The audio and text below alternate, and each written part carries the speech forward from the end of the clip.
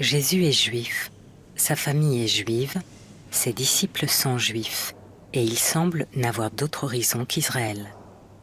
Les évangiles, d'ailleurs, prêtent à Jésus des paroles catégoriques d'hostilité aux païens. Or, après sa mort, d'abord timidement, puis de façon délibérée, ses partisans vont aller vers les païens et s'ouvrir aux non-juifs.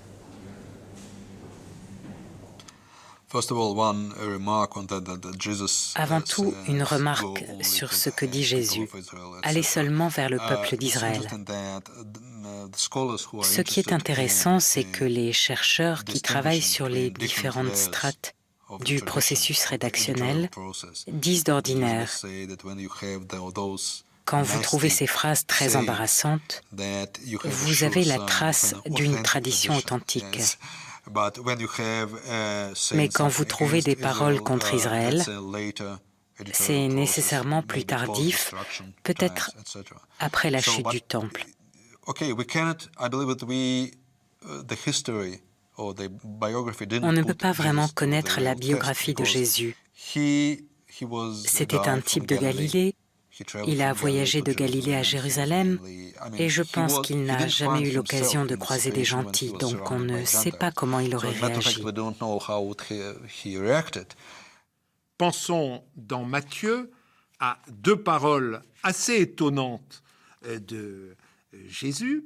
Quand l'évangile de Matthieu se termine, allez et de toutes les nations faites des disciples.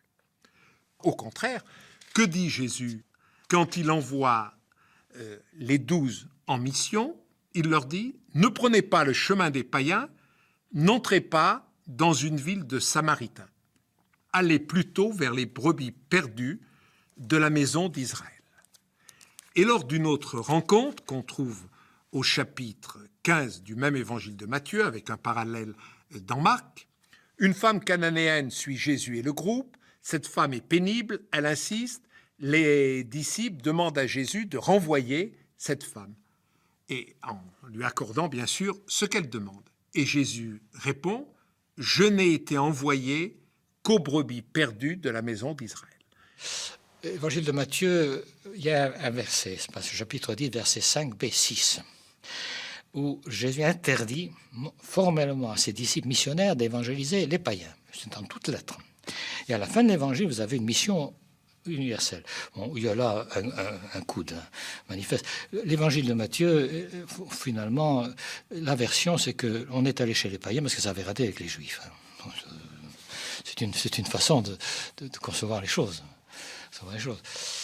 Pour l'évangile de Matthieu, normalement, Jésus est venu pour les Juifs. Et les missionnaires ont envoyé les Juifs. N'allez pas chez les Samaritains, n'allez pas chez les... Contentez-vous des brebis perdues de la maison d'Israël. C'est en toutes lettres, ça. Alors, après ça, après la résurrection, la mission universelle. Ça, c'est la théologie, je dirais, à angle droit, à angle sort de Matthieu. Mais ça, c'est son point de vue. Est-ce que ça s'est passé comme ça? La véritable question à se poser, c'est comment est-il possible que des gens d'origine juive, si par toute leur formation, par toute leur manière d'être, persuadés de l'importance de la communauté juive, a pu s'ouvrir à d'autres?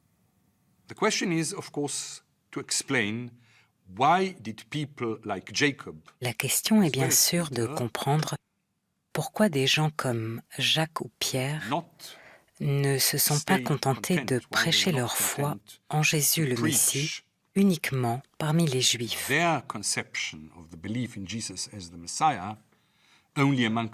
Pourquoi se sont-ils mis à prêcher parmi les gentils? Je crois que la réponse est très simple.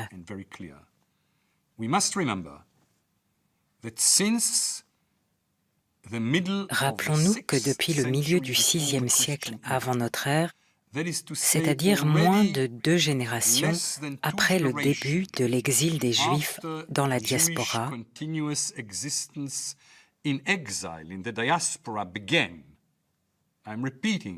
je le répète, depuis le VIe siècle avant l'ère chrétienne, c'est-à-dire environ 600 ans avant la période dont nous parlons, main phenomena. Deux phénomènes importants marquaient la vie des Juifs dans la diaspora. I once nicknamed them Une fois, j'ai appelé ça les deux faces de la même médaille. although they are very different. Le premier, One mais was, n'entrons pas dans I cette won't go discussion into it maintenant, now, a c'était la hatred haine pour les of the Juifs. Jews. If you would permit me, I would use L'antisémitisme, the modern term of antisemitism, bien although que ce this is, terme ait as été many créé people par may un know, Allemand il y a term 123 coined by ans a seulement, German, about 123 years ago only. mais ne pinaillons pas sur la terminologie. Donc l'un de ces aspects était la haine pour les Juifs. Other phenomenon was an utter L'autre, au contraire, admiration, l'admiration not only totale, of the non Jew, seulement but pour of les Judaism, Juifs, mais pour le judaïsme, Jewish la Torah, Torah, Jewish way le of mode life, de vie juif, which qui a culminated culminé in dans a un grand mass mouvement movement de judaïsation of de prosélytes, Judaization comme on of peut le proselytes. voir dans les derniers We hear livres about de la that in Bible some of the hébraïque. later books of the Jewish Bible. The prophecies of Dans les prophéties d'un anonymous anonyme, prophet, his name may have been Isaiah, but we don't know, of the peut-être anonymous Isaïe, prophet whose prophecies are qui ont gathered été in rassemblés dans Isaiah les chapters chapitres 40 to 40 66. à Prophets 66 who must have lived du in the livre 6th d'Isaïe. century before the Christian era. We hear about that in the work Dans of les the écrits last du prophet, dernier prophète, Malachi. Malachie, We hear dans about le that livre in the book of d'Esther. Esther. Si vous reprenez cette page merveilleuse du début du chapitre 60 de Isaïe, ce qu'on appelle le Deutéro-Isaïe, l'Isaïe de l'exil. Lève-toi, Jérusalem, et voici qu'accourent vers toi toutes les nations. Qu'est-ce qu'on attend au dernier jour? Non pas qu'Israël aille vers, mais que les nations montent vers Jérusalem.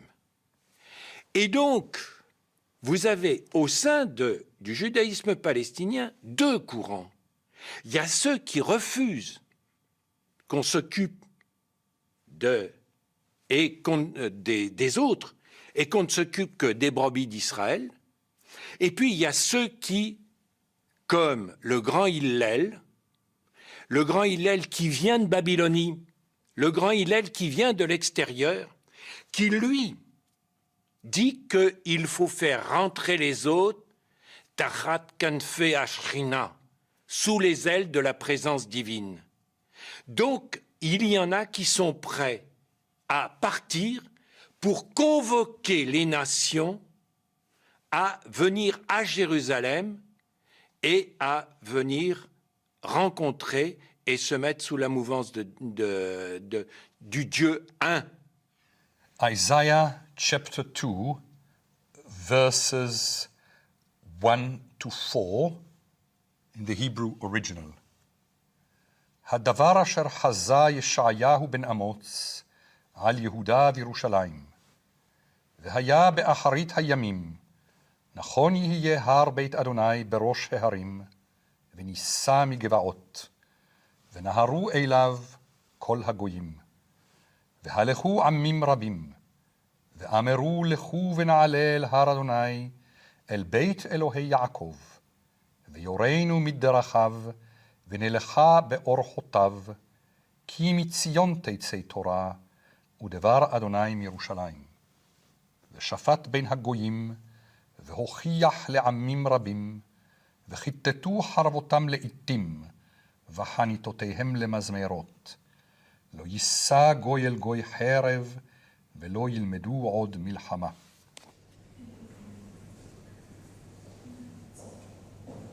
Dans la Bible hébraïque, les livres des prophètes ont donc envisagé la place des non-juifs, alors que dans le Nouveau Testament, Paul semble faire de la mission aux païens une question nouvelle, une question vitale. In many prophetic dreams from the biblical Dans de times, nombreux the rêves question of the prophétiques, Gentiles au temps biblique, is raised. la question What des is going to gentils be with the apparaît. Gentiles? Qu'est-ce qui va arriver aux gentils? Est-ce qu'ils vont nous rejoindre sur la montagne de Dieu et recevoir la Torah?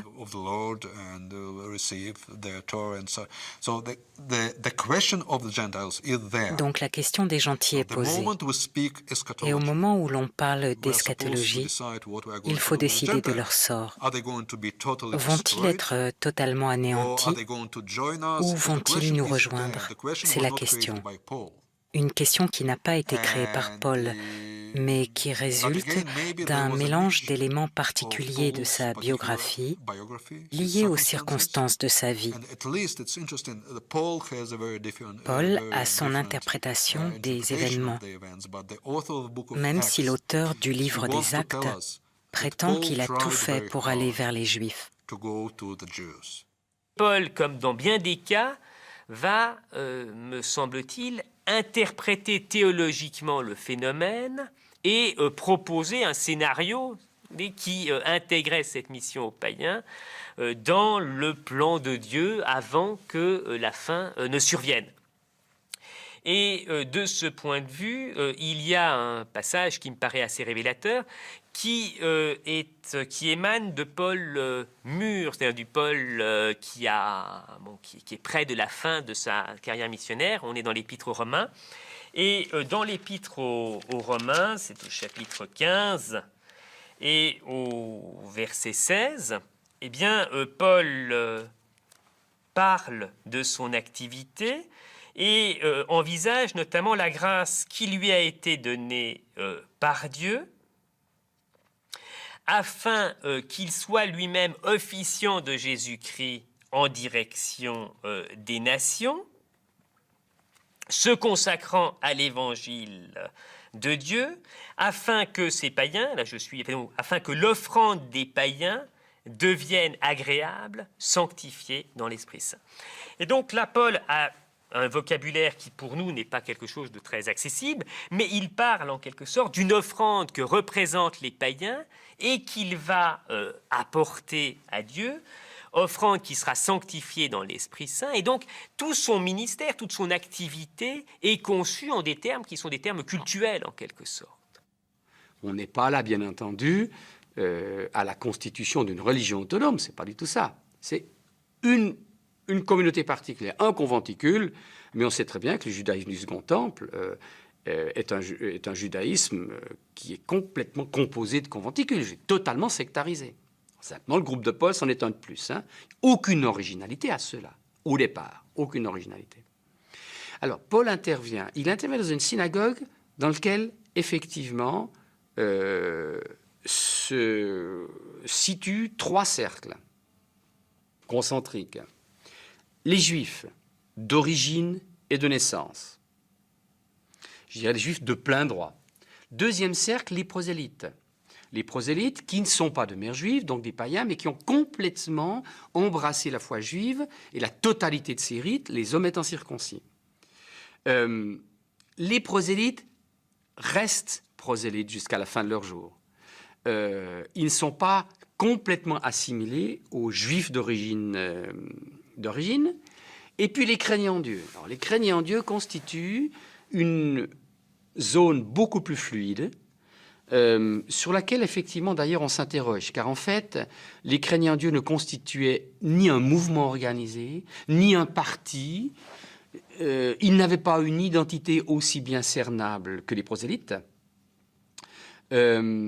C'était des païens intéressés ou fascinés par l'histoire d'Israël, par l'antiquité de cette religion, par sa dignité intellectuelle, par son austérité morale, tout ce qui faisait, je dirais, la brillance du judaïsme dans l'Empire. Donc, de tout temps, il y a eu une mission juive. C'est la seule manière d'expliquer que vers l'an 50 de notre ère, soit environ 20 ans après la mort de Jésus, une personne sur 10 dans l'Empire romain était juive. C'est un énorme pourcentage. 10% des habitants de l'Empire étaient juifs. were Jews. If you want to have it in En absolute chiffre numbers, absolu, on pense one que thinks vers around l'année the year 50, 50, the Roman l'Empire Empire romain numbered comptait around environ 60 60 millions d'habitants, people. donc So 6 that means millions, that in the Roman Empire, voire you had 6 millions et 6 or demi maybe de even juifs. 6.5 million Jews. Donc il ne faut pas imaginer un judaïsme qui était fermé. Au contraire, on avait un judaïsme qui était relativement ouvert, même si, notamment pour les hommes, le pas que représentait la circoncision, en plus de l'adoption de la loi juive, a dû en réfréner plus d'un d'adhérer pleinement à la foi juive. C'est possible d'ailleurs qu'elle ait eu plus de succès auprès des femmes qu'auprès des hommes. Mais toujours est-il qu'il y avait donc une mission ou en tout cas il y avait un pouvoir d'attraction du judaïsme. Et ça n'est pas pour rien, et là encore je crois que le livre des Actes a raison, ou en tout cas contient des éléments d'information importants, que le livre des Actes nous dise qu'à tout moment, quand Paul, justement, effectue ses voyages missionnaires, une fois qu'il arrive quelque part, il se précipite à la synagogue pour y annoncer la bonne nouvelle, parce que c'est là qu'il rencontre un public qui est prêt à accueillir la bonne nouvelle, parce qu'il y avait justement ce réseau de craignants Dieu, qui parfois étaient même effrayés par la circoncision et pouvaient être justement particulièrement sensibles à une annonce qui les dispensait désormais de faire cet acte pour adhérer à la foi chrétienne. Donc il ne faut pas imaginer que ce soit un phénomène tout à fait nouveau. Ce qui va être nouveau, ce sont les modalités d'adhésion à la foi chrétienne, dans la mesure où le christianisme représente alors une branche du judaïsme qui va se montrer moins exigeant, en tout cas dans sa compréhension paulinienne, que ne l'était classiquement sans doute la mission juive.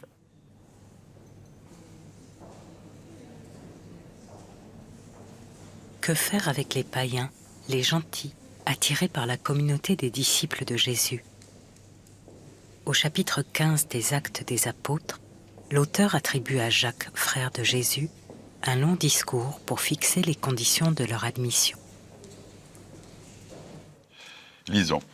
Frères, écoutez-moi. Siméon, donc c'est Pierre, Paul est toujours absent, a exposé comment, dès le début, Dieu a pris soin de tirer d'entre les païens un peuple réservé à son nom.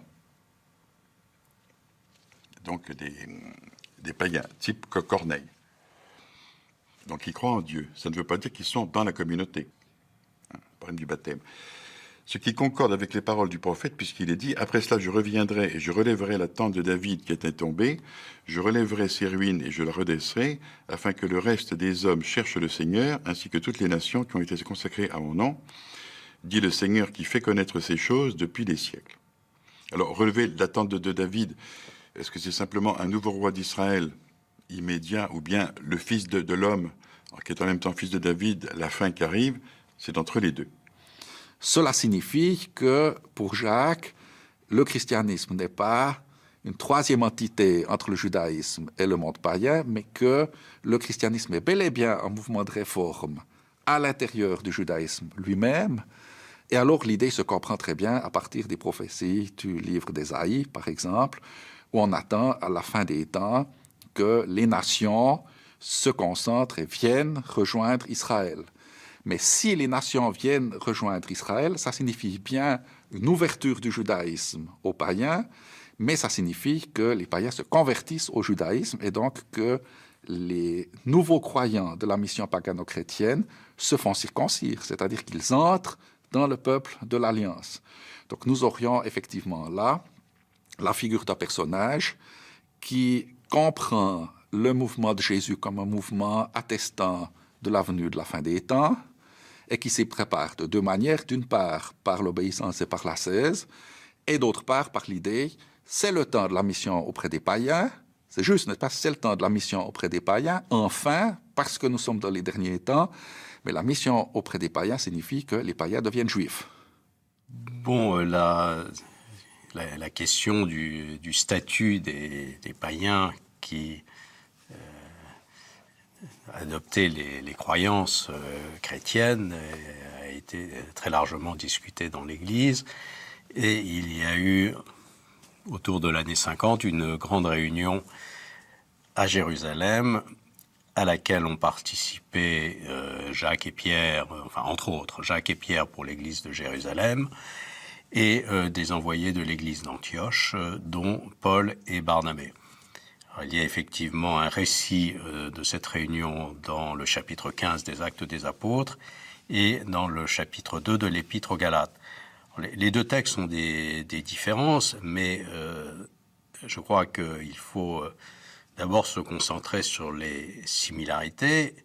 Et il y a deux points importants, c'est la question posée et la réponse. La question posée, c'est est-ce que les gentils qui adhèrent au mouvement chrétien doivent devenir également des prosélytes juifs, c'est-à-dire se faire circoncire et pratiquer la loi mosaïque, ou est-ce superflu? La réponse est globalement la même dans les deux récits, ce n'est pas indispensable.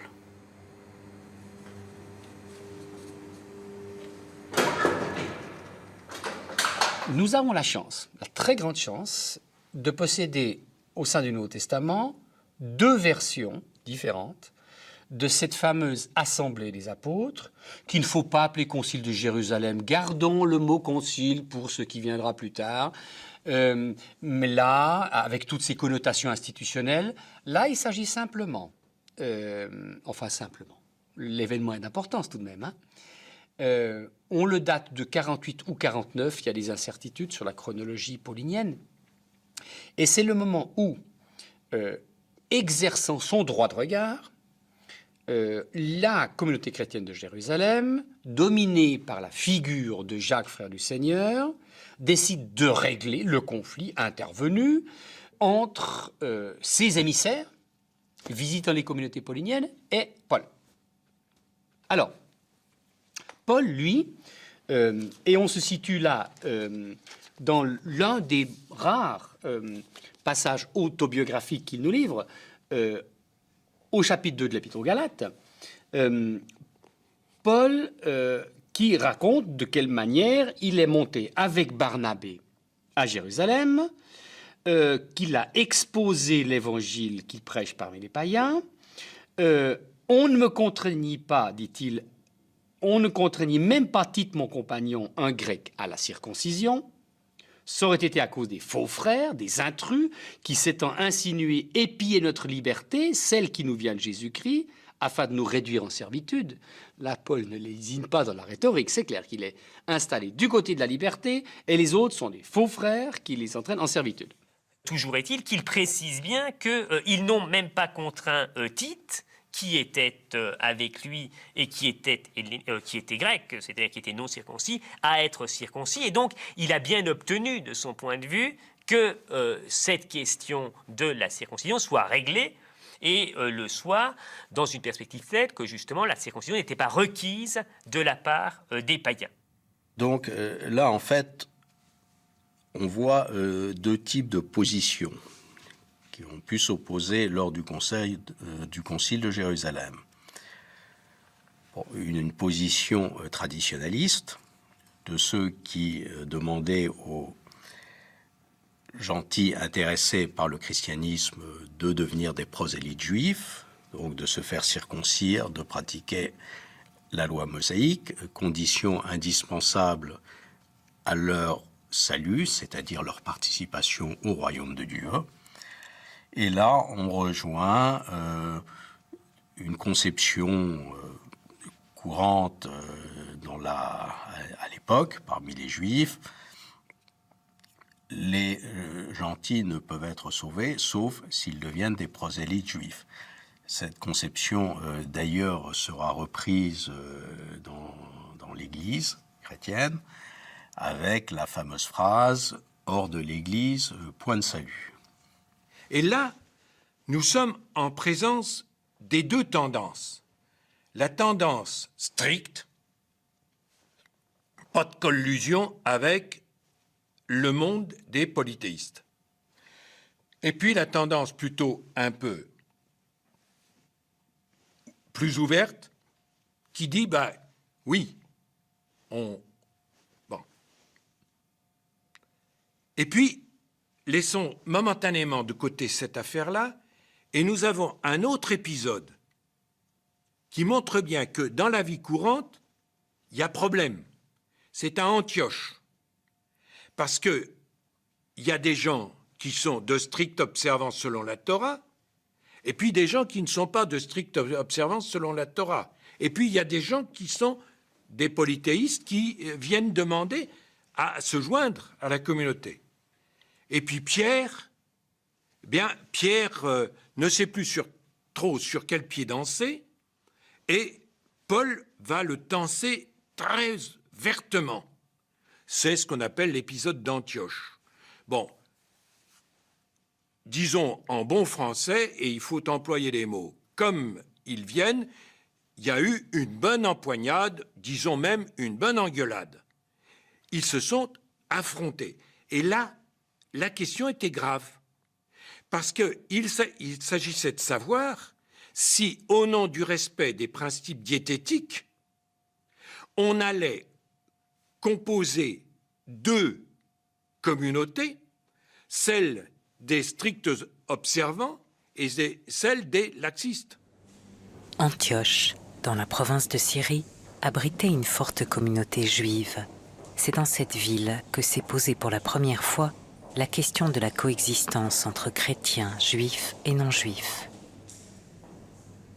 La communauté chrétienne, c'est pas seulement prière comme à la synagogue, c'est pas seulement célébrer les fêtes aussi comme les juifs, même si c'est avec une tonalité et une interprétation différente. C'est la communauté de Tam, parce qu'il y a le repas eucharistique, entre guillemets. C'est pas la messe comme on la voit aujourd'hui, mais c'est la célébration de la scène du Seigneur. Et là, il y a un problème. Et c'est pour ça que la question s'est posée, cette question qui se posait dans le judaïsme déjà, mais d'une manière beaucoup moins aiguë, s'est posée alors là pour les gens professant Jésus le Christ. Cette question est devenue extrêmement aiguë parce que la communauté de table entre juifs et non-juifs, là, ça va pas. Il faut ou bien que tout le monde soit juif, donc cachère, donc mange cachère, ou bien que personne ne soit juif. Mais on ne peut pas avoir ou l'un ou l'autre, ou les deux en même temps. Donc c'est à cause de cette question-là, du repas et du partage du repas que c'est devenu central et essentiel pour cette première communauté de trancher cette question. Et on va trouver une solution.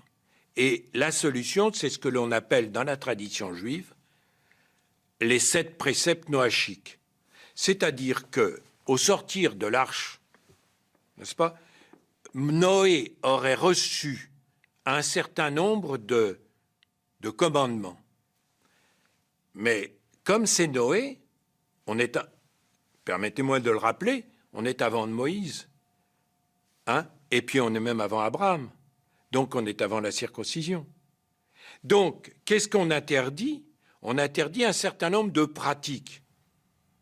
Nous sommes devant une page des Actes des Apôtres, au chapitre 15, dans un des plus anciens manuscrits conservés à Dublin, le manuscrit Chester BT 1 ou P45. À la 3e ligne de cette page, nous avons les interdits du décret apostolique. Ce décret qui remonte, au moins d'après les Actes des Apôtres, vers l'an 50 et qui interdit successivement les viandes sacrifiées aux idoles, les viandes étouffées et le sang.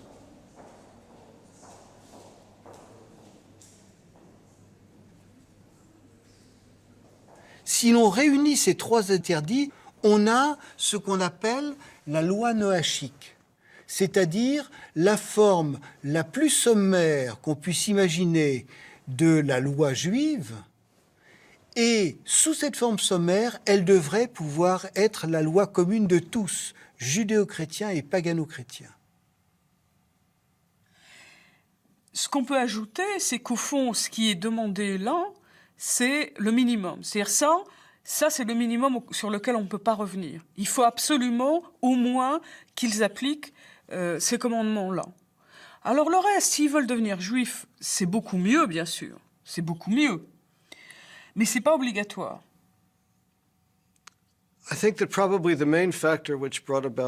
La cause principale du divorce entre le judaïsme et le christianisme vient de la part prépondérante des gentils dans la communauté chrétienne. Plus il y a de non-juifs dans la communauté, plus elle s'éloigne du judaïsme, plus elle se déjudaïse.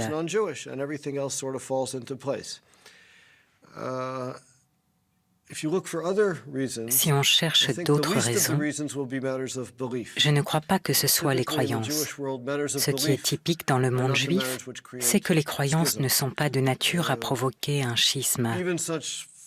Même s'il s'agit de croyances extrêmes, comme de se demander si un homme s'est relevé d'entre les morts. Ce genre de questions, je suppose qu'on en aurait débattu. Mais ça ne nous aurait pas empêchés de continuer à vivre. Par contre, si je ne peux pas manger avec vous, si je ne peux pas épouser votre fille, et si vous ne pouvez pas épouser la mienne, si je dois m'abstenir de travailler un jour par semaine et pas vous, alors très vite, il va devenir impossible de vivre côte à côte. Et si je considère que ces différences sont des violations de la loi divine, très rapidement on aura là les causes d'un schisme. Qu'est-ce qui se passe pour Paul? Il y a d'abord le conflit avec les apôtres autour de la division de la communauté à table entre les judéo-chrétiens et les pagano-chrétiens. Et Paul voit que ce qui divise la communauté en deux, c'est la loi. Il est normal que les judéo-chrétiens continuent à obéir à la loi juive. Il n'y a aucune raison que les pagano-chrétiens abandonnent la loi de leur peuple pour adopter la loi juive. Donc Paul voit dans la loi un élément de division de la communauté, et Paul a donc l'idée d'un nouveau moyen qui serait la foi. Pour la ligne de Paul et de ses collaborateurs, il y a respect du temple, il y a, pour les judéo-chrétiens, il y a respect de la Torah. Là où Paul va se dresser, c'est précisément lorsque la Torah est imposée aux non-juifs ou lorsque l'obéissance de la Torah est considérée comme condition de salut. Donc pour Paul, la Torah est signifiante sur le plan de l'éthique. Pour gérer le comportement chrétien, elle perd toute signification comme chemin de salut. Mais ce qui est propre à Paul, c'est qu'à partir du moment où il reprend des formulations qui manifestent que la mort de Jésus a une portée salutaire, il va en tirer toutes les conséquences en raisonnant de manière exclusive. Et il va dire, si la mort de Jésus a une portée salutaire, alors il n'y a pas d'autre moyen de salut que la mort de Jésus.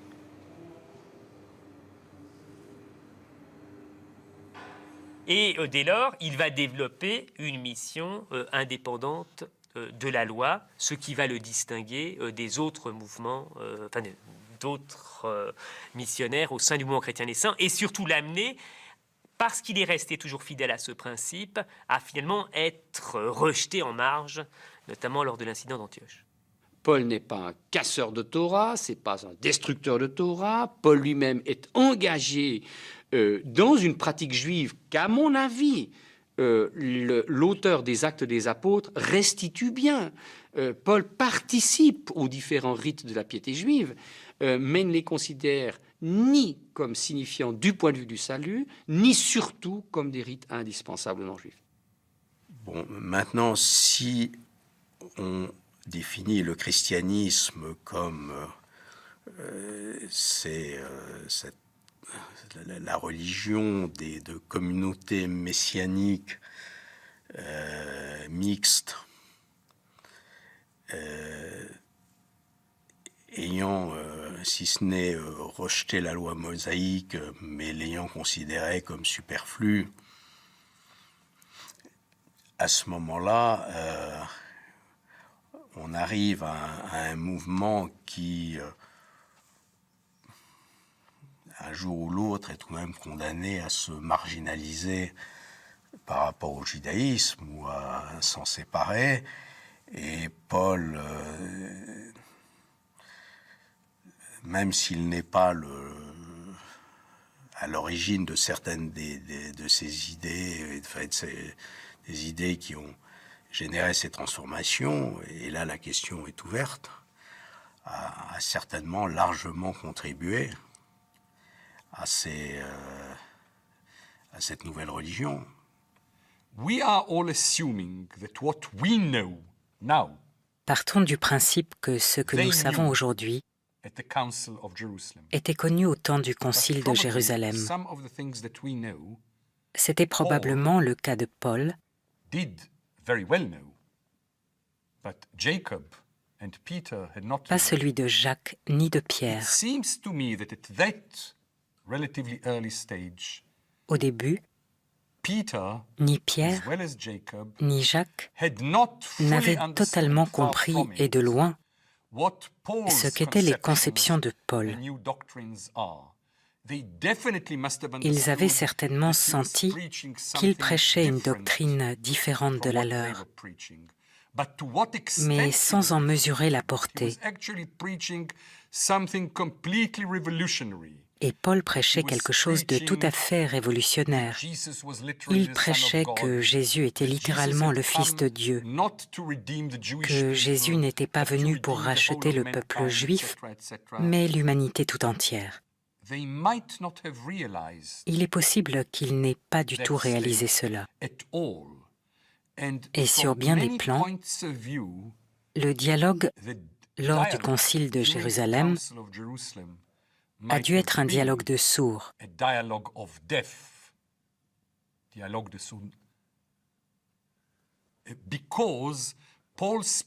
Car Paul parlait d'une chose, et comme il était très très malin, il avait décidé de ne pas appeler un chat.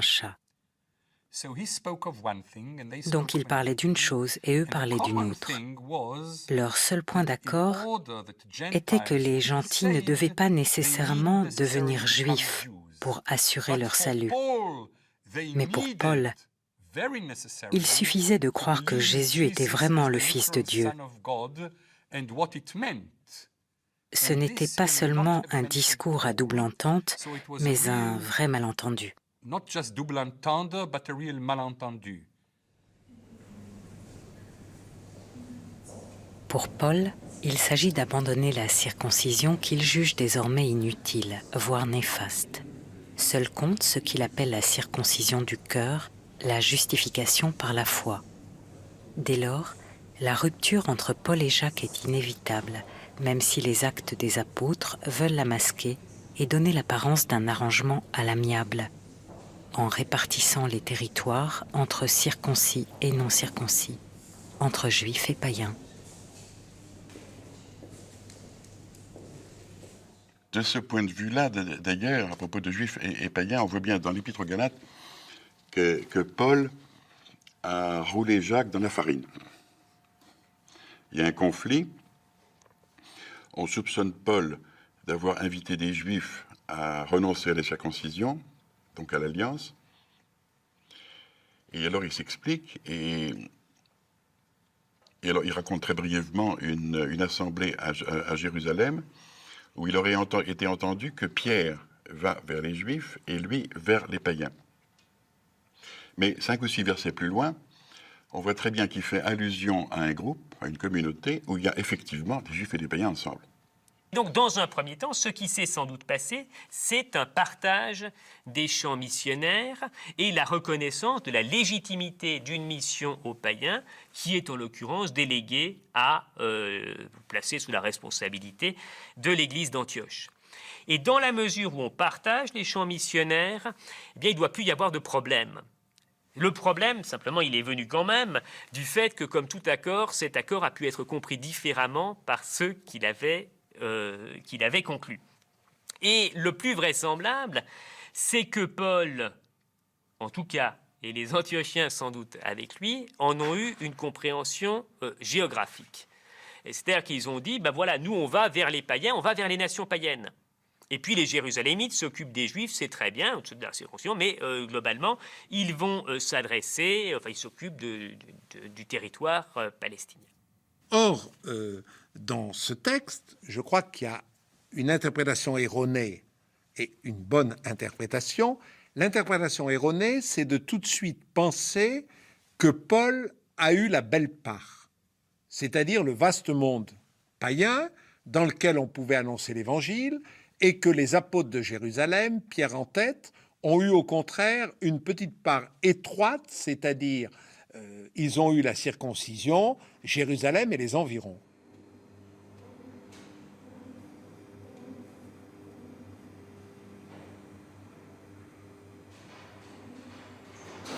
Quand on dit que les uns ont la circoncision et les autres les païens, qu'est-ce qu'on veut dire? C'est que les apôtres de Jérusalem vont recevoir, on leur reconnaît, ils ont à faire œuvre missionnaire de partout où il y a des communautés juives qui déjà existent. Alexandrie, la Mésopotamie. Et Paul, lui, au contraire, va avoir une part relativement réduite, c'est le nord du bassin méditerranéen jusqu'à Rome. Seulement, l'erreur d'interprétation vient du fait qu'on n'est pas assez attentif, que la lecture que l'auteur des Actes des Apôtres fait de ces événements est extrêmement orientée. Je dirais que par certains côtés, Paul, dans son récit lui-même, et notamment de l'Assemblée de Jérusalem, ouvre davantage, me semble-t-il, à ce qui a pu se passer. Lorsque on fait, selon l'Épître aux Galates, une partition entre Pierre qui s'occupera de ceux de la circoncision et que Paul ira vers ceux du prépuce, une belle expression qui est sémite ou sémitique et qui est éminemment concrète. Il y a ceux qui l'ont et ceux qui ne l'ont plus. Donc ceux qui sont à l'intérieur du peuple d'Israël, des fils d'Abraham, et ceux qui n'y sont pas, eh bien ceux-là, il faut les amener à mitachat kanfe ashrina. N'est-ce pas? Et c'est ces gens-là qu'il faut aller convoquer. Et Paul ne va pas faire autre chose, il va aller convoquer les brebis dispersées d'Israël parce qu'il va dans les synagogues, et que c'est juste quand un certain nombre, les Juifs, les autorités, vont lui causer des ennuis, qu'il secoue sa poussière de ses chaussures. Dieu sait que c'est une expression éminemment concrète et sémitique. Il va aller vers les non-juifs. Et donc Paul affirme que, au fond, il expose le fait que l'évangélisation des incirconcis lui a été confiée, comme à Pierre celle des circoncis. Car celui qui avait agi en Pierre pour l'apostolat des circoncis avait aussi agi en moi en faveur des païens. Donc on voit bien que Paul ici construit une symétrie qui dresse le portrait d'un christianisme en polarité, une polarité celle de Pierre pour les circoncis, une polarité celle de Paul pour les incirconcis. Ça, c'est tout à fait crédible. Et aujourd'hui, les exégètes, qui sont prudents pour se dénier toute valeur historique à Acte 15, mais simplement pour des questions de respect de l'Écriture, en tant qu'historiens, eux-mêmes considèrent assez volontiers que le récit des Actes, qui dit tout autre chose, on va y venir, le récit des Actes est probablement moins historique que le récit de Paul. Oui, c'est parfaitement vrai que dans le récit judicieusement et artistement construit de Paul sur lui-même, Paul vu par lui-même, effectivement, il se pose j'allais dire en concurrent, en tout cas en pôle face à Pierre, ne lui devant rien, ça c'est la pointe du discours, et qu'il y a gros à parier que de nombreux lecteurs de Paul à l'époque, ou d'auditeurs des Galates, devaient sursauter en disant non, quand même pas. Dépendant de Pierre, issu de lui, issu d'un mouvement dans lequel Pierre l'a précédé. Mais j'entends cette revendication d'immédiateté de la révélation et du mandat reçu. C'est là une construction de Paul, effectivement. À cet égard, moi je dirais que le récit des Actes est plus fidèle à ce que l'on peut reconstituer de l'histoire du premier christianisme que le discours de Paul par lui-même. We are told, especially in the book of Acts, but not only in the book of Acts, On nous apprend, spécialement dans le livre des Actes, que Paul est parti comme missionnaire parmi les as a gentils, missionary, one might say so, amongst the Gentiles, but that Jacob mais que Jacques had done so, l'avait déjà amongst fait, other things, and also Pierre that aussi. Peter had done so. Indeed, in Acts it is said, Peter himself says so. D'ailleurs, dans les Actes, Pierre déclare en présence de tous, « C'est moi qui ai prêché l'Évangile parmi les gentils », ce qui est en totale contradiction avec ce que nous dit Paul dans l'Épître aux Galates, à savoir que Pierre avait été chargé de faire le travail parmi les Juifs et que lui, Paul, avait été chargé par Pierre lui-même de s'occuper des gentils. Mais dans les Actes des Apôtres, Pierre proclame « Dieu m'a chargé moi, Shimon, Képha, Pétros, c'est-à-dire moi et pas toi. » Comment Luc aurait-il pu écrire un tel mensonge? Il est clair que la construction des actes est telle que Pierre joue le rôle de maillon intermédiaire et de préparateur, en quelque sorte, de la mission paulinienne. Et Pierre est utilisé par l'auteur à Théophile pour légitimer la mission aux païens. Donc en fait, ce qui est fait dans la reconstruction qu'opère l'auteur des Actes, c'est que justement son but, c'est de légitimer la mission paulinienne, mais de surtout montrer que Paul n'a rien inventé en quelque sorte. Alors Pierre et Paul, dans les Actes, sont traités comme deux frères jumeaux. Bon, avec chacun leur rôle, hein, chacun leur rôle. Pierre marque la continuité avec le Jésus de l'histoire.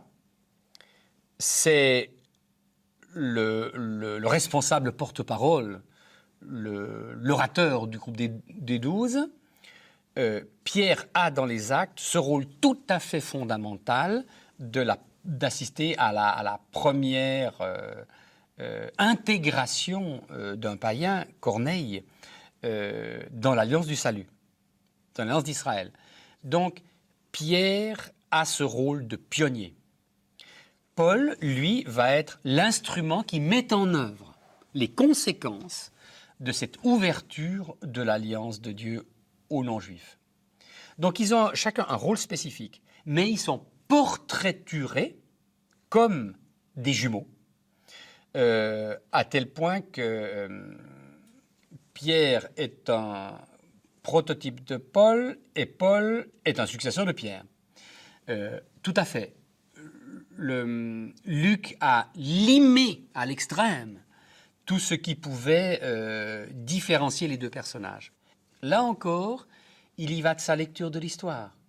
C'est bien la fondamentale continuité Jésus, Pierre, Paul que Luc veut montrer et qu'il montre au travers d'une espèce de mimétisme entre Pierre et Paul.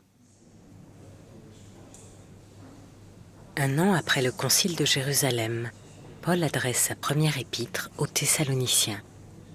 La majorité des chercheurs considèrent cette lettre comme le texte le plus archaïque du Nouveau Testament. Il le date de l'an 50 ou 51. Or, il y a dans ce texte 3 versets qui véhiculent une charge si violente contre les Juifs qu'on pourrait les croire écrits un siècle plus tard, quand sera consommée la rupture entre judaïsme et christianisme.